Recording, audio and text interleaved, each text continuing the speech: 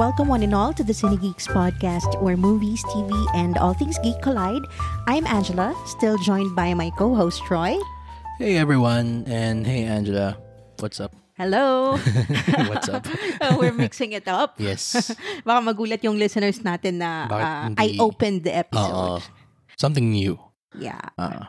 Yeah, and for today's episode, of course, we're going to talk about a couple of films that we saw last week.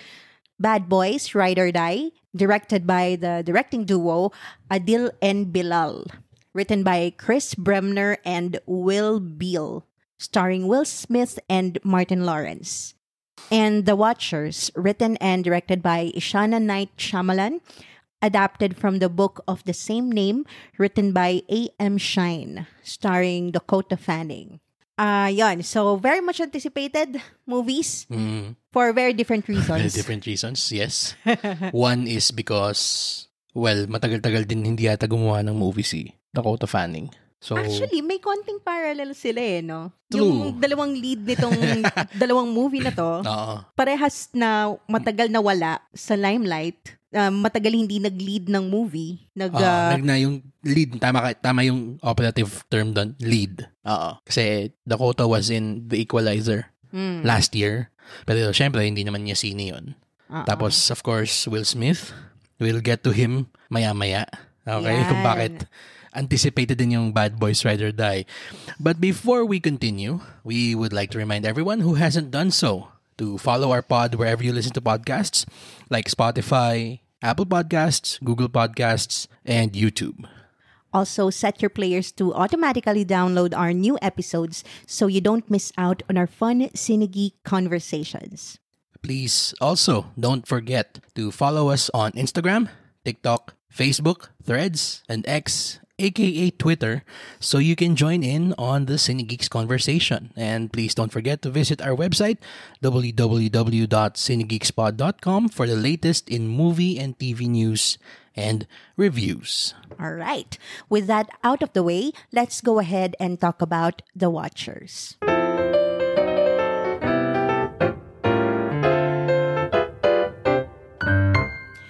A young woman gets stranded in an extensive immaculate forest in Western Ireland, where, after finding shelter, she becomes trapped alongside three strangers, stalked by mysterious creatures each night. Yun. Just before we start, this is directed by Ishana Night Shyamalan, written and directed. The daughter of one M. Night Shyamalan. Yan. So, talagang she chose to take up the family business. That's true. And also, the comparison would be inevitable. Tama. And hindi lang basta-basta, family business na gumagawa din siya ng movies. Pati yung same vibe. Genre ba? Ng movies ni Airpods niya. Mystery, fantasy, thriller. Yung mga ganun. Siya din yung kumuha. Okay. So, Roy, what did you think of The Watchers? Okay. Immediately, what comes to my mind is it felt like a feature-length episode of The Twilight Zone. Kasi usually pag Twilight Zone, mga half hour, less than, 20 minutes.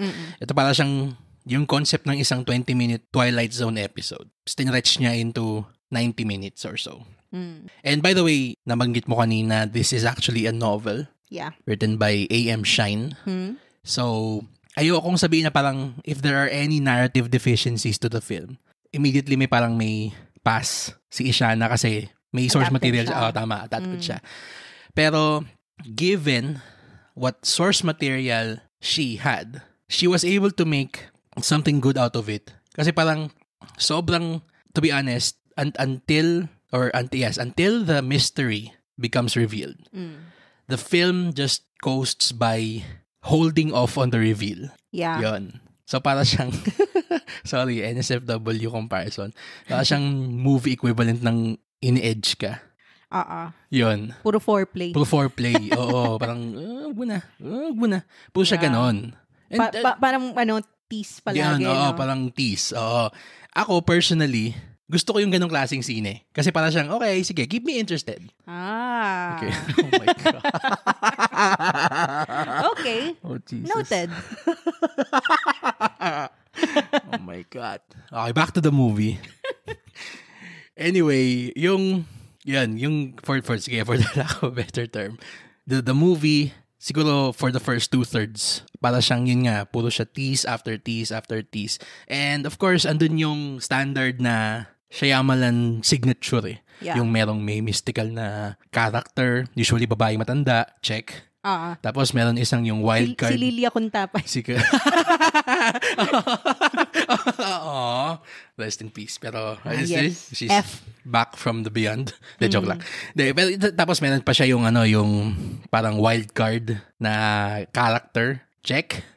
Tapos meron yung isang parang yung sobrang timid na na parang kailangan kalad ka rin kung saan. Check. So it's an M. Night movie na namana ni Ishana kung paano gawin yung M. Night na signature. Complete with all the tropes. Yeah. Yung tropes na pinauso ng tatay niya. The Shyamalan pack. Oo, yun. Tama. Starter pack. Oo. Tapos kasama pa dun yung actually may kulang. Ito, spoiler na to kasi baka mag-abang kayo kung sabihin nyo may Shyamalan inaabangan nyo kung may walang cameo si M. Night. Kaya actually, hindi nyo naabangan ko. Actually, medyo na-disappoint nga ako na parang saan nalabas si M. Night dito. May moment sa dulo na parang hinold sa kanilang characters, sa main characters yung camera ng matagal. Na may nag-open na something. Tapos, akala ko nung pag-cut ng camera dun sa opposite direction, ay, si M. Night, hindi pa pala. Actually, pagka-exit ko nga ng cinema, sabi ko, hindi siningit ni Ishana yung sarili niya sa story, I mean, we don't know yet kung ano yung, niya. I mean, I haven't Googled her kung ano yung mukha niya, so we don't know if andun ba siya. Baka siya sa likod nung bar scene sa simula. Siya sa mga puno. Pwede. Yun. Nagkamiyo siya dun. Isa siya dun sa mga yung mga memento na nakasaksak dun sa lupa. Yeah. Since na-touch upon na natin yung dad ni Ishana, which is M. Night, ikaw, let's just address the elephant in the room. Diba? How does it compare to the M. Night Shyamalan movies? Especially, this is the debut of Ishana. So, ikaw, anong masasabi mo for her first outing? Also, under the same genre tama. na katulad sa dad niya. Tama. Impressive. Impressive debut siya kasi given what she had, parang actually kung tutuusin nga, it's better than, siguro sabihin natin, half of her dad's films. Etong The Watchers. I mean, sige, sabihin natin na it's controversial take, na masyadong high praise for a newbie. Pero kasi, yun na nga ang dami nasanay na tayo masyado na matagal na ang daming mga habits ni M. Night na ginagawa niya sa films niya. Na we have just learned to live with it every time there's an M. Night movie. And for this, I think Ishana learned from her father's mistakes and amplified yung strengths nung kung ano yung ginagawa ng tatay niya. Pero doing that can only take the film so far. Yeah. Kasi kaya ako inuna yung pagsabi na maganda yung directorial effort and even yung pag-adapt niya nung novel. Kasi hindi na niya kasalanan kung gaano ka paper thin yung konsepto nung libro. Kung gaano ka one-dimensional. Gaano ka one-dimensional siya. Ikaw, what did you think of the whole concept of it? Kasi, sige, we're going to try our hardest not to let slip any spoilers. Pero, yung ending netong, or siguro yung parang big reveal niya, sige, again, no spoilers, involves a, should you say, subversion of some kind, na parang siyang you think that this is gonna go one way, and then it suddenly takes a hard left. I wouldn't say hard left. Hindi, siguro medyo soft left. Okay. Sige, go. Sige. Kasi, elaborate sige, on that. You asked me about the concept and the theme. So, sa story lang muna, hindi sa direction ni Ishana. Yun. Tama ka dun sa sinabi mo kanina, it feels like an episode of Twilight Zone. And that's one of my favorite shows. Same. Wait, sabihin ako Ito. Does it feel like yung Serling Twilight Zone? Yung 80s Twilight Zone? O yung Jordan Peele Twilight Zone? Meron naman akong naaalalang parang Serling na gantong kwento. Okay. Sige. Na parang merong... high praise. Okay. I'm glad that you mentioned that kasi may isang episode na one of my ultimate favorites sa Rod Serling era. Yung 5 people trapped in a room. Yes, Yun ba yun? I don't remember exactly the episode. 5 characters in search of 5 characters in search of an exit. Search of an exit. Yan. Yeah. So, yun. pero ang iniba lang nila, they made it 4. Pero para siyang ganon, di ba? Oo nga. So, medyo, black and white era pa to ng Rod Serling. If you've seen Twilight Zone, the 1950s. One of the absolute best episodes. Yeah. What year did it come out? 1961. 1961, okay.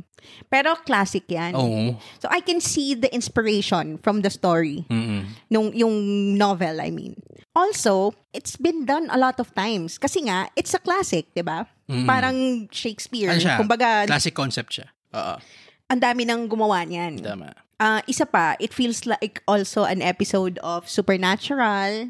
Medyo classic concept na siya. And ang sigurong gripe ko lang about this, and I don't know who's to blame kasi nga baka nga naging loyal adaptation lang naman to ni Ishana. Wala naman siyang binago.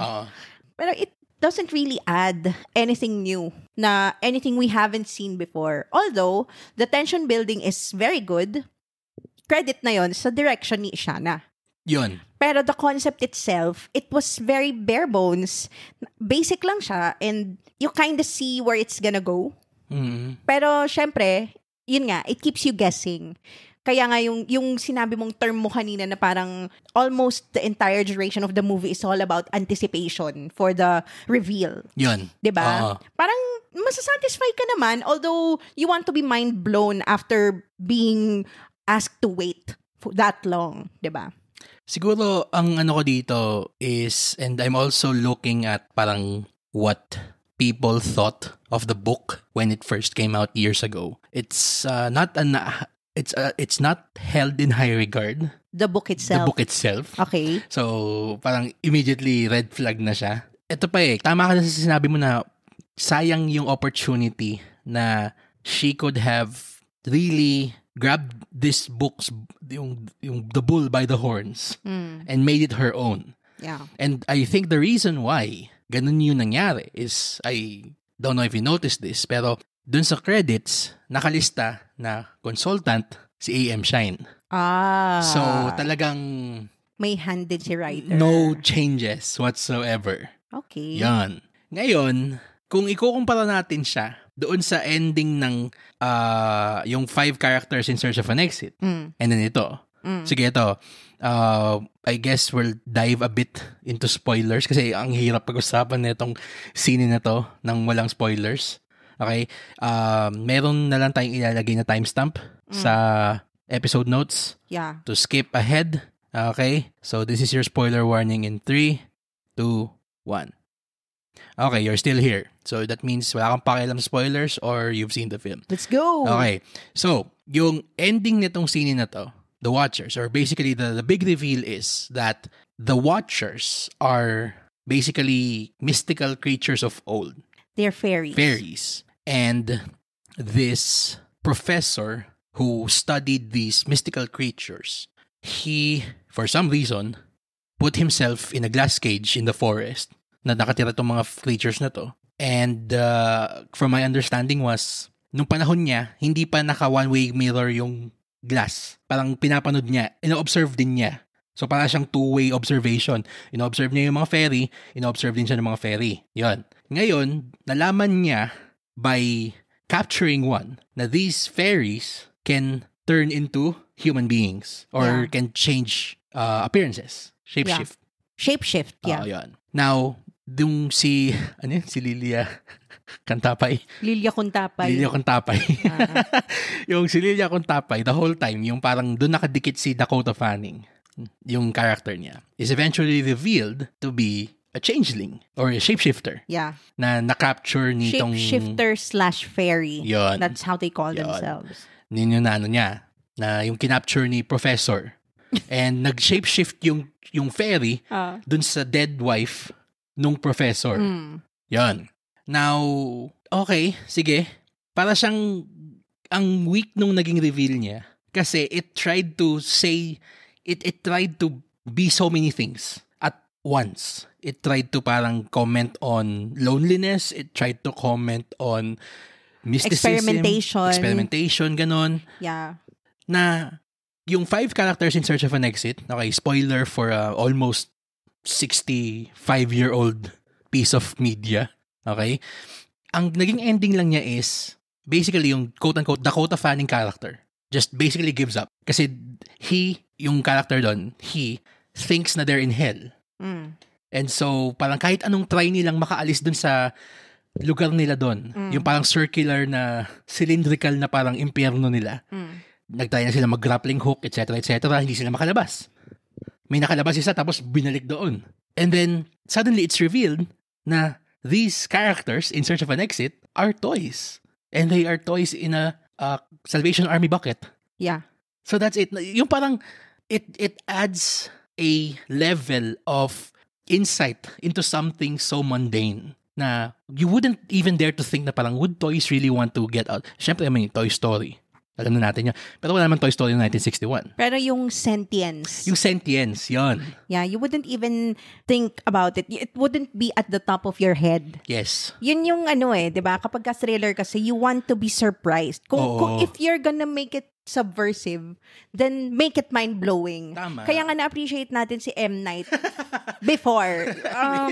Hindi. Naalala ko yung... Kahit hanggang yung Split. Yun, mind-blowing yun. Oo. Pero diba? kasi, di ba, parang yung reveal niya dun sa Sixth Sense, parang it's not really, parang it's not too obvious, but it keeps you guessing up until the end, and then it's gonna blow your mind. Tapos pag ni-reveal siya, para siyang, how did I not catch that? Tsaka in The Village. Oo, yun, isa pa yun. Ito, what I think, again, is going on here is, yun na nga, the author, A.M. Shine, greenlit the adaptation with the condition na nothing is changed.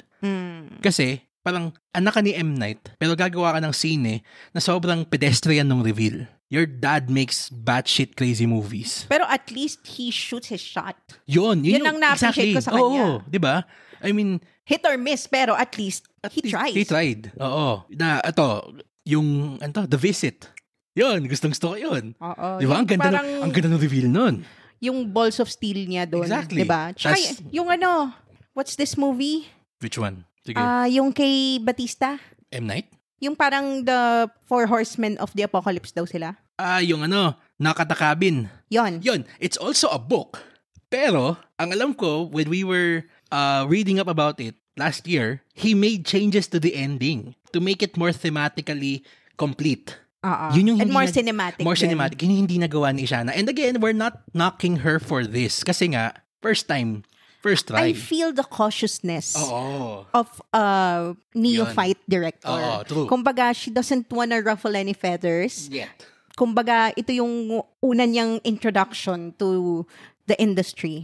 And may reputation yung tatay niya. So, parang she just played it safe. Oo. Safe and sure and secure. Yon. So, mas ballsy yung tatay niya. Siyempre, I mean, yun yung, yun yung talagang na-appreciate ko kay M. Night Balls of Steel talaga Nakalimutan ko pala yung Nakatakabin. Ganda nun. Diba? Putik. And kaya nga was na-excite ako dun sa trap yung kay Josh Hartnett Isipin mo yun, diba? Yung concept nun, diba? Na, what if we're gonna follow chasing a killer from the killer's perspective? Di ba?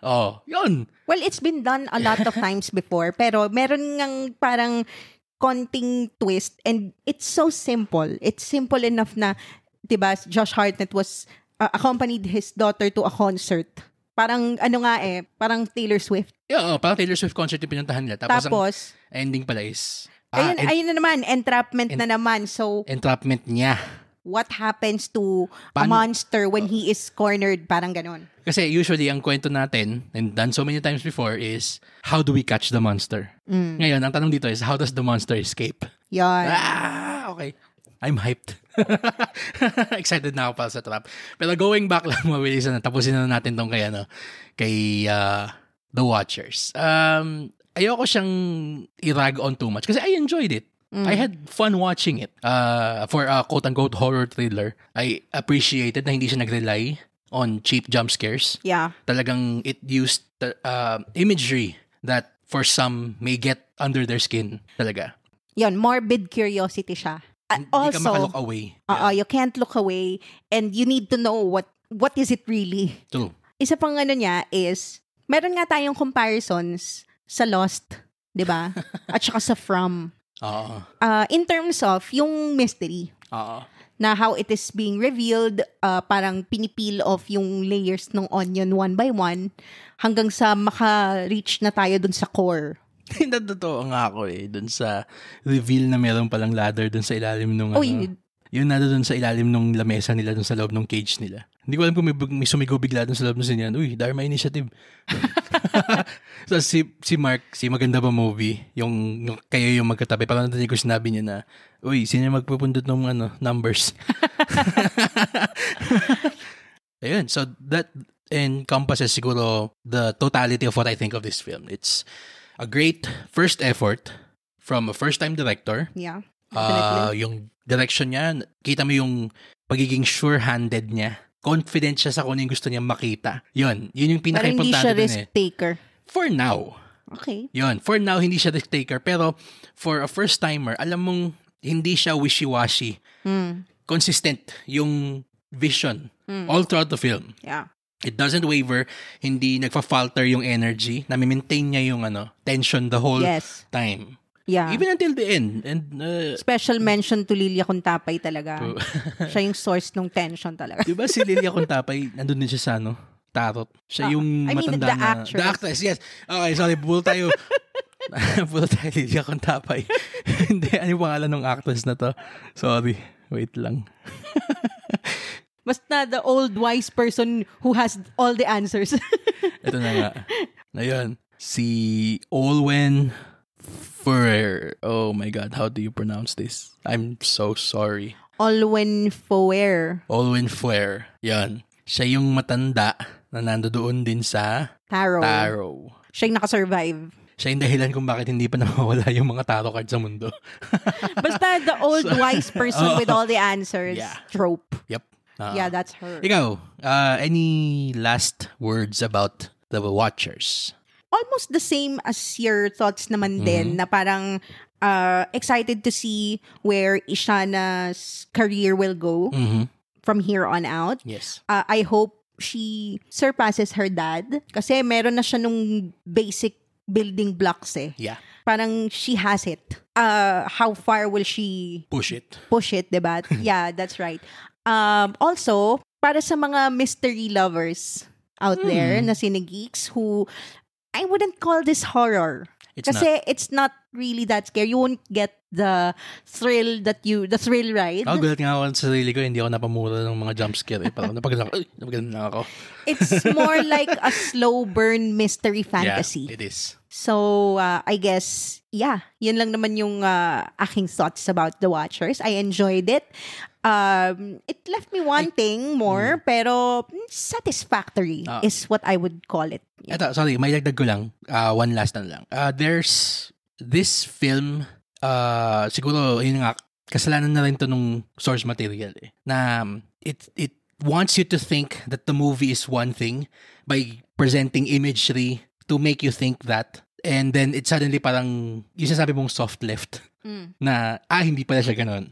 So doon lang ako medyo, again, it's the source material's shortcomings that parang derails this film from being talagang a great mystery. Yon. Pero as for the direction, it's a great debut. And we'll still consider that. So for The Watchers, we're gonna give it a B. And we still, for again, fans of mysteries, or if you have a morbid curiosity kung magaling ba yung anak ni M. Night, go watch it. And also, if you love Lost, From, The Leftovers, that fantasy subgenre, magugustuhan niyo to. Twilight Zone as well. And konting Black Mirror siguro. At saka, ito yung, sinabi ko to sa'yo nung pag-alis natin doon sa screening na, ito yung gusto kong tipo ng sine.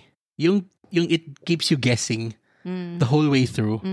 Parang the overall quality of the film siguro probably hinges on whether it sticks the landing or not. Pero yung nakakamiss na manood ng scene na it's unpredictable. Yan. Still a B. Still worth your time. So, I guess that's it for the watchers. Yep. Okay. So, let's go over now to the second film we'll be talking about today. Ready ka na ba? Oh, yeah. Okay, what you gonna do? Hahanda ko na yung pisngi ko. Okay. I'm readying my cheeks. Okay, go. Let's go ahead and talk about Bad Boys, Ride or Die.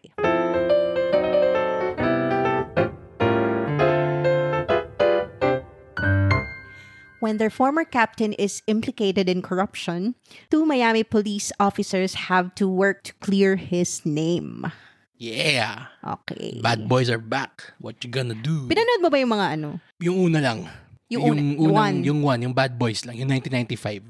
So, this is the fourth. This is the fourth. Bad Boys yung ng title ng una. Tas Bad Boys 2. Two lang? Walang tagline? Wala siyang tagline. Yung pangatlo, yung Bad Boys for Life. Naalala ko yun, parang medyo recent memory. Pandemic yun eh. Tama. Ano yun?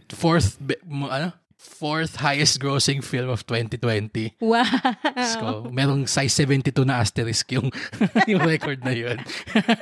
And then this fourth one is Bad Boys Ride or Die. Yep. So, bago kita tanungin about what you thought about this movie, again, let's address the elephant in the room. Yeah. So, Will Smith, this is his comeback since the... Infamous. Yeah, since the very controversial and very worthy of cancellation naman na incident at I the wouldn't Oscars. say that naman. Medyo parang...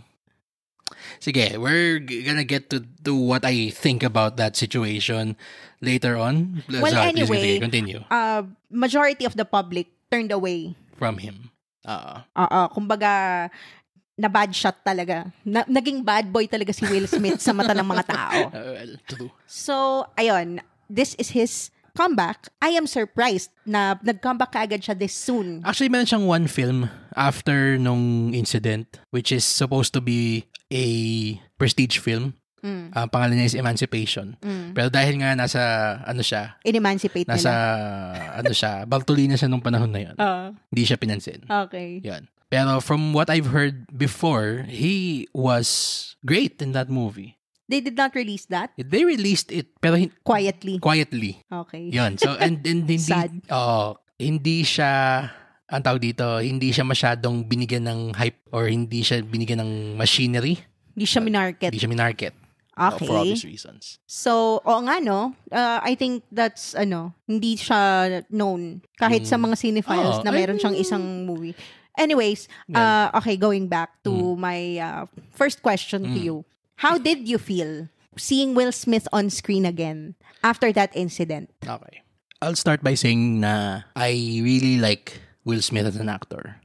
Being a 90s kid, his movies were a huge, a very big part of my growing up. Kasi 90s talaga yung peak ni Will Smith. Exactly. So, Independence Day, Men in Black. Yung Men in Black. Wild Wild West. Sobra, oo. iRobot. Even Shark Tale. At saka, of course, The Pursuit of Happiness. Yeah, so talaga sa akin, ano mo yung, I love him. I love watching him. I love seeing his work. Yeah. Pero along the way, stuff happens and yung kanyang personal na mga issues, hindi nga siya personal in terms of parang problematic siyang tao eh. As far as I know, it has to do with, the people around him na lagi mo siya nakikitang parang he's barely keeping his shit together with how crazy his family is. Lalo na nung pandemic, parang mas na put under the microscope yung family niya. True. Kaya nung nangyari yun, yung slap sa Oscars, and it's unfortunate that that slap overshadows the fact that he is an Academy Award-winning actor. He won Best Actor for that year sa King Richard. Siya yung nanalo. Well, yun. He's got no one else to blame but himself. Alam ko, oo. Pero yun na nga eh. And ito din naman yung doon eh. Yung rub doon eh. Hindi din naman blameless si Chris Rock. He made fun of a guy's wife Now, I'm not saying I condone violence. Okay? Hindi ko naman masasabi na parang perfecto akong tao. Pero if someone were to talk shit about you in front of me, I would step into their face and tell you, hey man, what's your fucking problem? Hindi man ako biglang Falcon Punch bigla, parang siya. Pero I will stand up for you. And as a husband, he did what he thought was expected of him.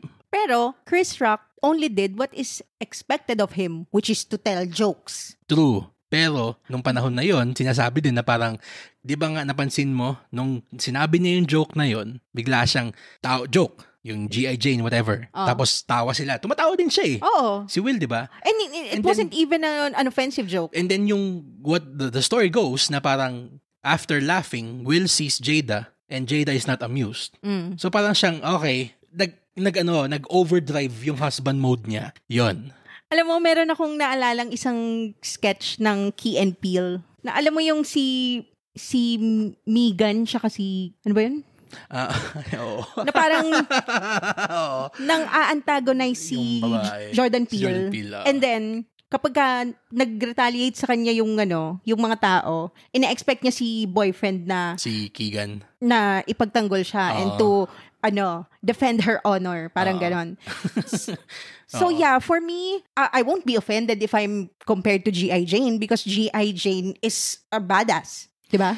Pero yung hindi naman yung badass aspect yung dahilan kung bakit ni-raise yung joke eh. Chris Rock made fun of Jada because she's bald. That was the joke. Hindi siya yung dahil, uy, badass ka. Ano yung sini mo ulit? Ganon. Hindi eh. Yun yung dun eh. Pero kasi, if Jada was proud of it, bakit siya ma-offend dun? Diba? Dapat nga i-embrace niya eh. And, alam mo yun, it's just the perfect storm, I guess. Yun eh. I'm trying to see both sides eh. Hindi ko sinasabi parang, there are good people on both sides. Not that bullshit. Okay, pero I understand where Will is coming from. What he did was what he thought was right in that situation. Obviously, it's not. Pero hindi ko din naman siya makakastigo dahil he just tried to be a good husband to a woman who basically nung pandemic admitted na she slept with her son's friends. So yun pa yun mas nakakaawa dun sa ginawa niya eh. Na parang the whole world knows na Will Smith is getting treated badly by his wife. And then he does that. As in public. Iniiputan siya sa ulo. And nobody even asked Jada to do that. Oo. Parang bigla na lang nilang binagsak yung interview nila sa isa't isa. Kung saan sinabi yung entanglement. Pero yeah, siguro yan na lang. At least coming in, we know how we feel about Will Smith. Yes. And possibly how the entire world kasi yan din eh. I know na him. That's at the back of the minds of everybody. Yeah. Na parang, are we ready to forgive Will Smith for the Oscar slap? Pero sabi parang, Jesus Christ, other people did so much worse and they're back. I mean, Robert Downey Jr. almost drugged himself to death. And now he's one of the most celebrated actors ever. Pero hindi naman natin nakita in live television worldwide. Pero, di ba, it's double standards. Iba pa rin yung may violent act ka towards another person. Pero wala namang kasalanan, hindi naman blameless yung other person. And also, of note, okay? Sorry mabring up ko lang to. Chris Rock is good friends with Louis C.K. And Louis C.K. is a piece of trash. So, who are we to say na Chris Rock is a bastion of moral upstandingness? Siguro there would be no discussion if hindi nagbuhat ng kamay si Will Smith. Yun yung ko dun eh. Yun lang yung nag-demonize kay Will Smith talaga eh. Kumbaga, nilapat niya yung sarili niyang kamay eh. That's true. If he just called out Chris Rock for that joke, malamang kumampi lahat ng tao sa kanya. Or at least, divided yung mga tao. Pero, the fact na pinakita on live television that you laid hands on another person, on another man, on stage, live, diba? Well, that's just, Anyways, ayun. Medyo naging showbiz podcast tayo bigla for... Pero kasi, we can't avoid talking about that because it's Will Smith. Yeah. And ito yung una niyang... First parang big release after that. Yeah. Tama. So now we can talk about the movie. Yes. So, haba ng intro ah. Siyempre. Okay, what did you think of Bad Boys Ride or Die? I loved Bad Boys Ride or Die. Talaga. I enjoyed every second of it. It's one of my favorite movies of the year so far. Kasi it never forgets to do one thing, and that's have fun for every second that the movie is on screen. Credit siya to everybody involved. And siguro masabi ko lang na when we were talking about this film, kasi lahat tayo, I mean, a lot of the people we watched it with, general consensus is we had a lot of fun. Yeah, everybody was laughing. Oo. Everybody was cheering. One of the best cinema experiences for me. Siguro nasa top 10 siya. Alam mo kung saan ko siya mako-compare na pinanood natin this year? Para siyang Beekeeper. Ganun siya kasaya panoorin. Oo. The ridiculous fun.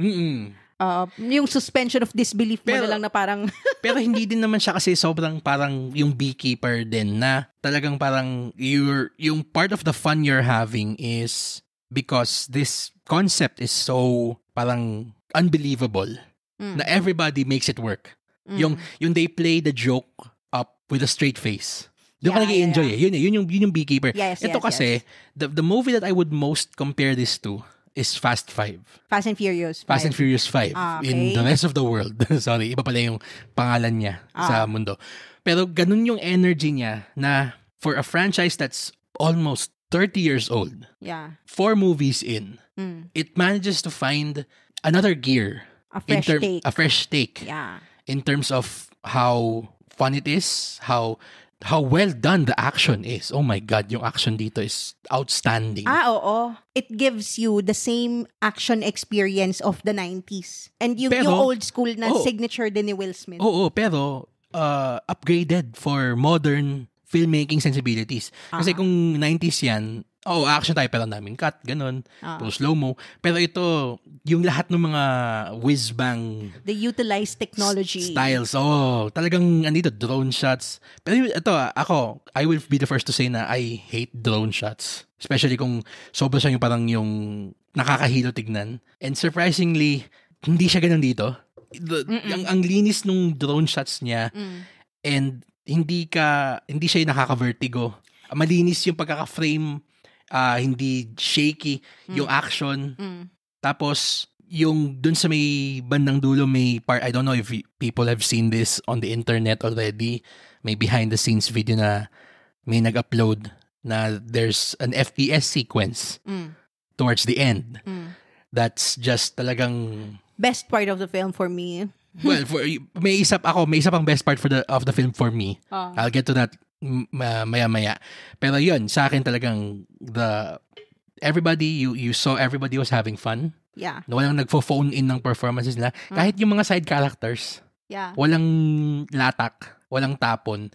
And although they're unnecessary. Yun, one-dimensional, I guess, would be the right way to... I didn't really feel their significance. Yeah. Pero kasi, yun na nga hindi din sila ako personally, I don't think na they're throwaway.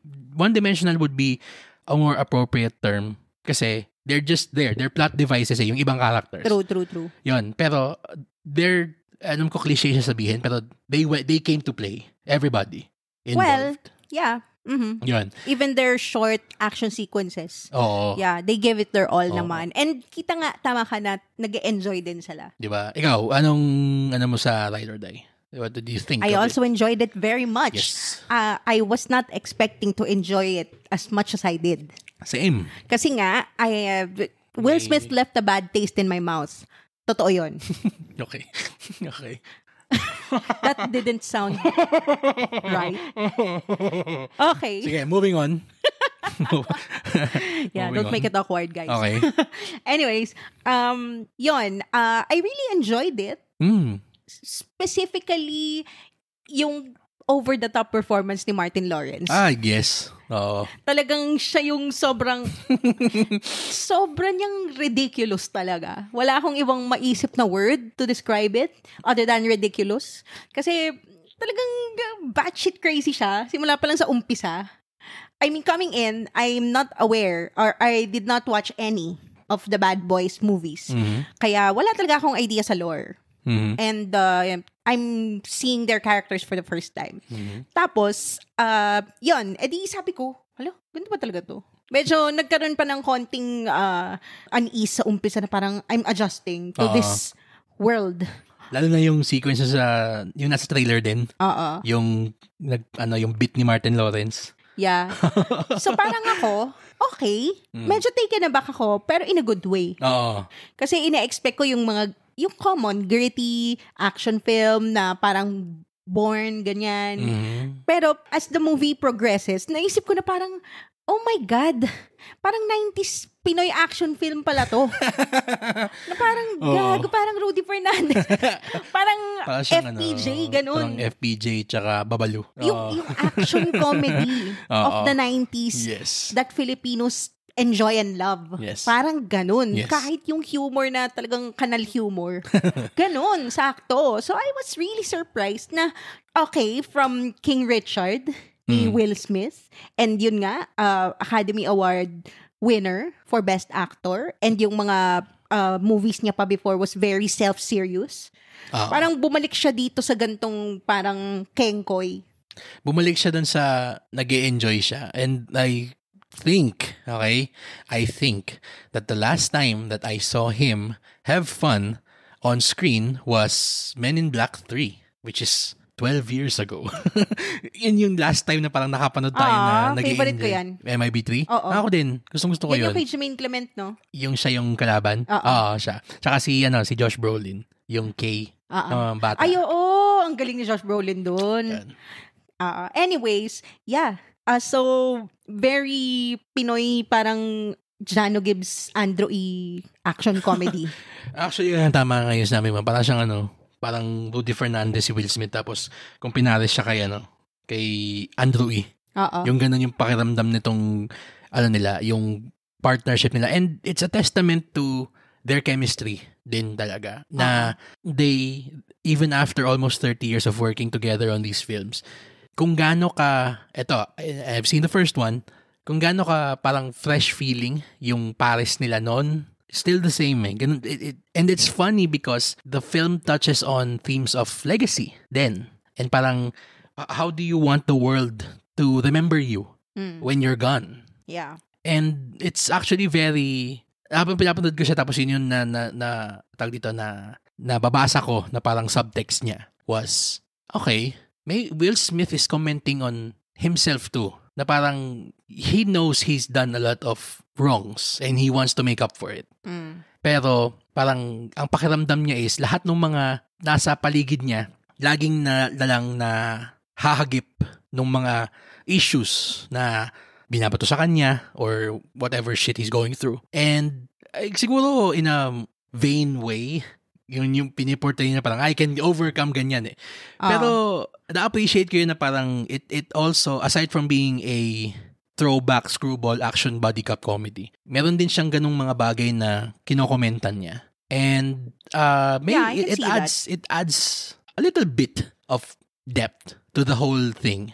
Parang the same way that Fast 5 comments on, actually nagsimula yun parang yung family yung family shtick. It's all about, diba? It's all about family. Yun.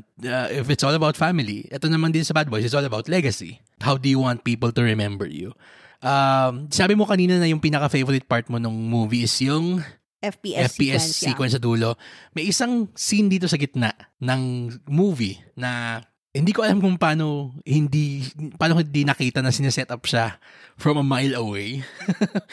Involving yung anak ni Martin Lawrence dito sa sine. Pero when that happened, parang usually pag tayo nanonood, tayo yung one of the more enthusiastic moviegoers. Very expressive. Expressive because we let the movie wash over us and we react the way the movie hopes we react. Yeah.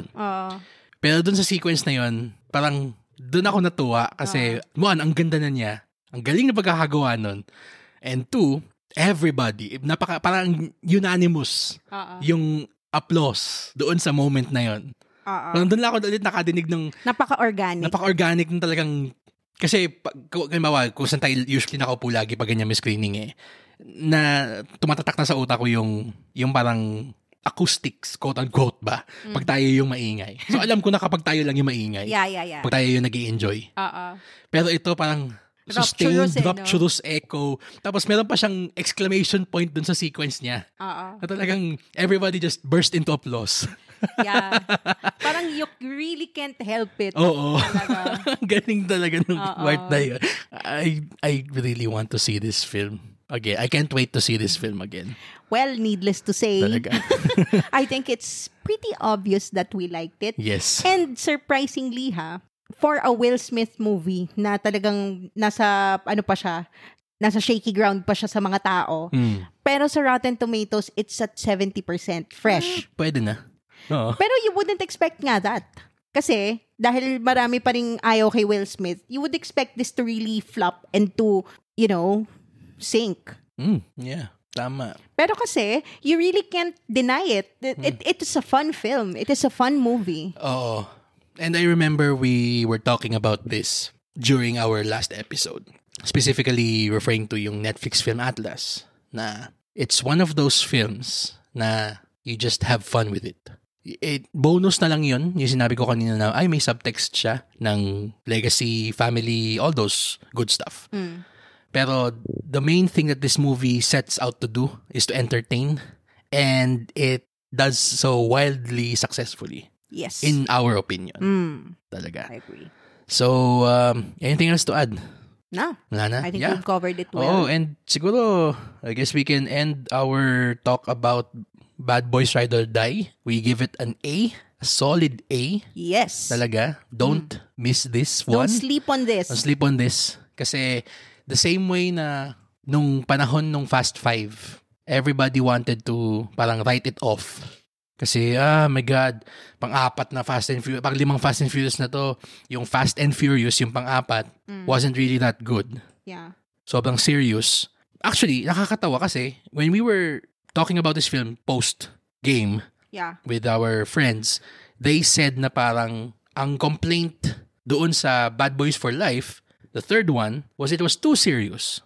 Yan. And they rectified that by balancing the serious stuff with not forgetting why people want to watch movies like this in the first place. And that's having fun on screen. Parang remember who you are. Yes. Saan nga ba yun? Ewan ko, parang lahat naman Lahat ng sine may ganun. Puro ganun. Kung Fu Panda. Pwede. Puro remember who you are. Yan. Yeah, A. okay. Solid A. Go to your nearest cinemas when this comes out talaga. A big recommendation from the Cine Geeks. Okay. So, now that we've gone over the two main event flicks for today's episode, we now go over to our new segment, newish. Newish, yeah, that's right. Which is the Cine Geeks post-credits picks. Yeah.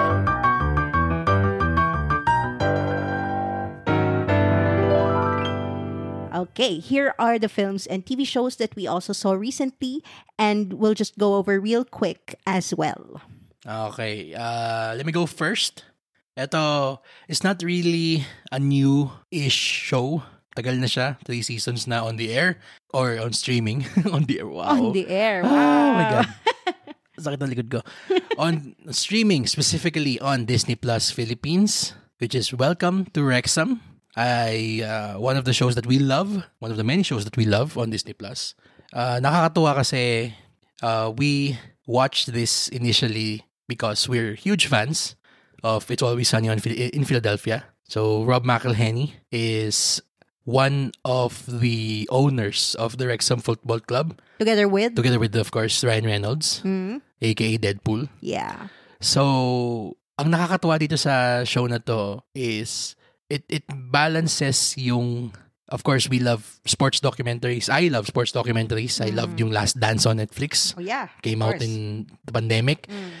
At binabalansin niya yung pagiging sports documentary niya with showing slices of life in Wrexham, the city in Wales, and how this club means so much, means literally the world to the people that live in this tiny city, and how Rob and Ryan try to do right by them And nakakatuwa kasi sobrang niyang feel good panoorin every time there's an episode. Kasi you know that the football club wants to do right by the city and the owners, si Robin Ryan. The owners want to do right by the players and the city. Alam mo yun, parang siyang, it's a show about everybody wanting to do better for each other. Siguro kaya siya nakaka-good vibes panoorin.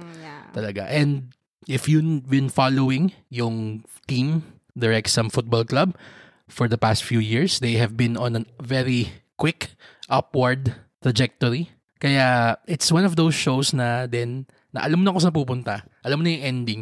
Pero nakakatuwa pa rin siya panoorin because the journey itself is very much a great ride. Yan. So, welcome to Wrexham, Disney Plus, Philippines. 3 seasons out na. 3rd season is streaming currently. Yeah. So, kung lalabas na episode ito, the 7th episode of season 3 comes out. Yan. Just a detail to add, ha? Yeah. If you love Ted Lasso, you will love this series. Oo, yun. Isa pa yun. Yeah, that's it. Okay. Another show that we are watching right now is Doctor Who. Yeah! On Disney Plus as well. We are now following the 15th Doctor's adventures. Yes. Si Ncuti Gatwa. Ncuti. Yeah. He's Eric F. Young from Sex Education. And a Ken as well. Yes. And we are now on the 5th episode, I think. So far, ako kasi I am a huge fan of Doctor Who since Doctor 9, Christopher Eccleston, until Ncuti. Medyo nag-break lang ako ng konti kay 13. Yeah. And parang siyang return to form for me. Ay, so the parang, Doctor Who fans will probably agree with me na this is a return to form dun sa original feel ng Doctor Who. Yes. And that is also because at the helm we have Russell T Davies back. So siya din yung nag-introduce ng Doctor Who ng New Who. Siya yung to the nag-reboot. new generation. Yes, way back in 2005? Yes. For me, I'm excited to really recommend this to new fans. Kasi, well, old fans are coming back. So, parang bumabalik na ulit into the fold yung mga dating nawala. Pero, this feels so fresh na it should be seen by a fresh new audience, a younger new audience that will be enamored by the Doctor. Tanungin kita, you said na this feels like a return to form. Why does it did Doctor Who parang quote-unquote lose its way ba? Bakit siya naging parang return to form? It kinda did.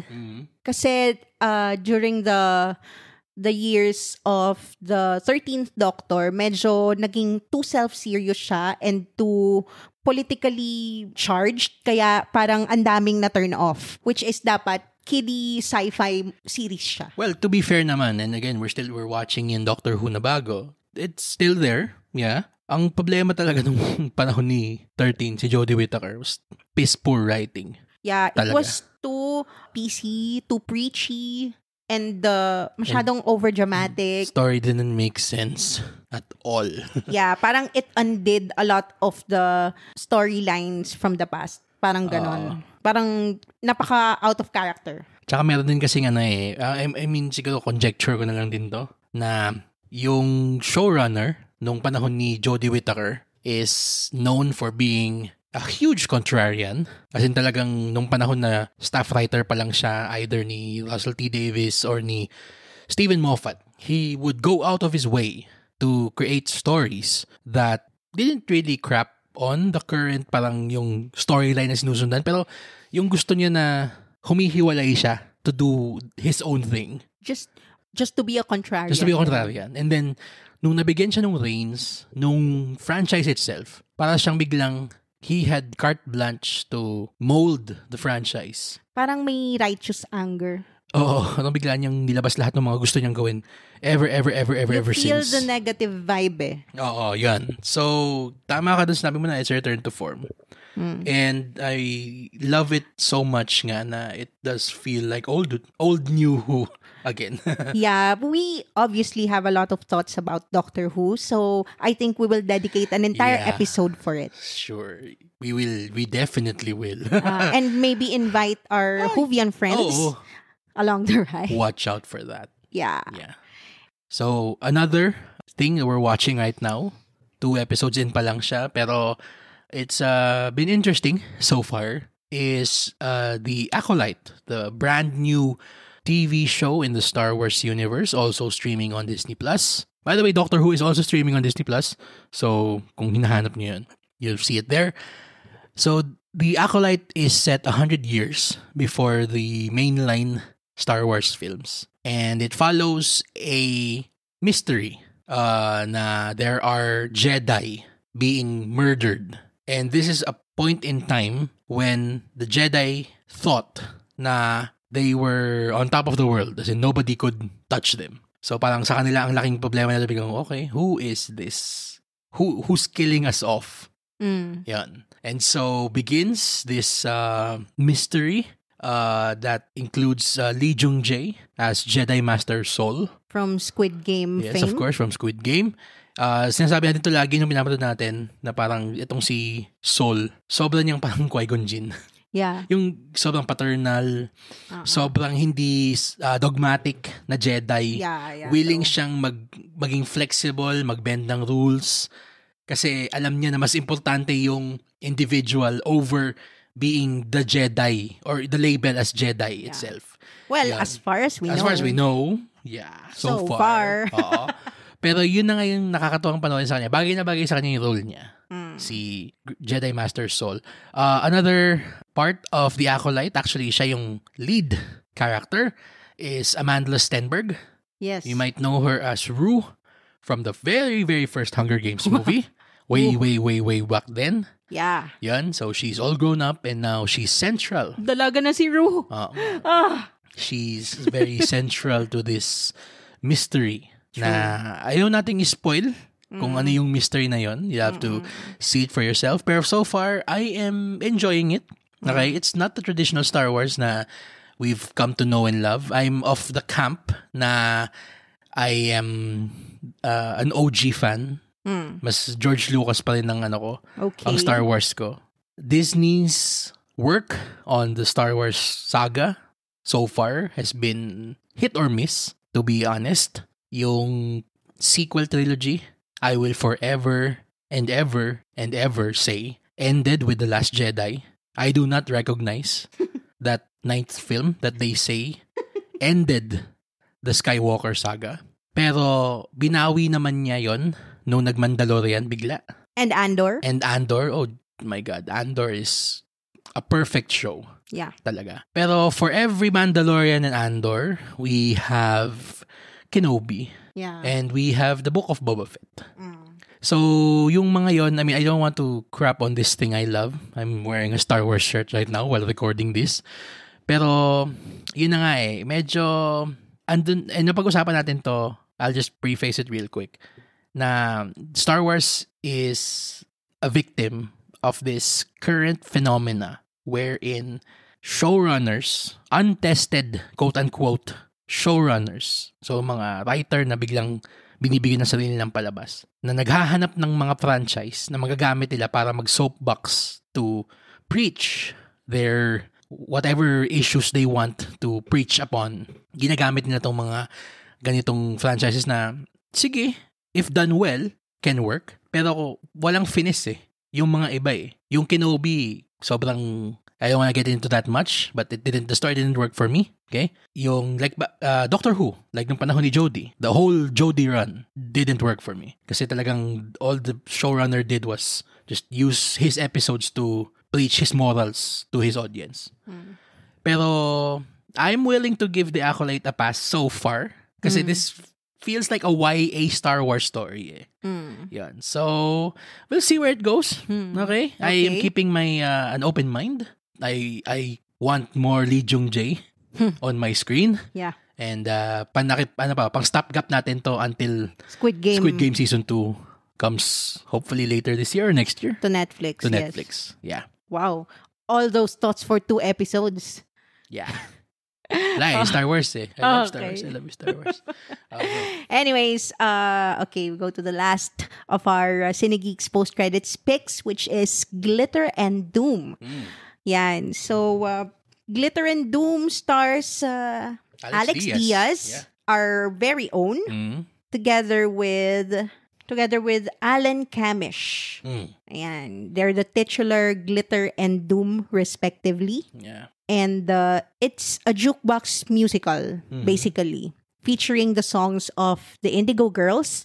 They originally sang wrote Power of Two. And yun yung pinakaalam ko lang na song nila.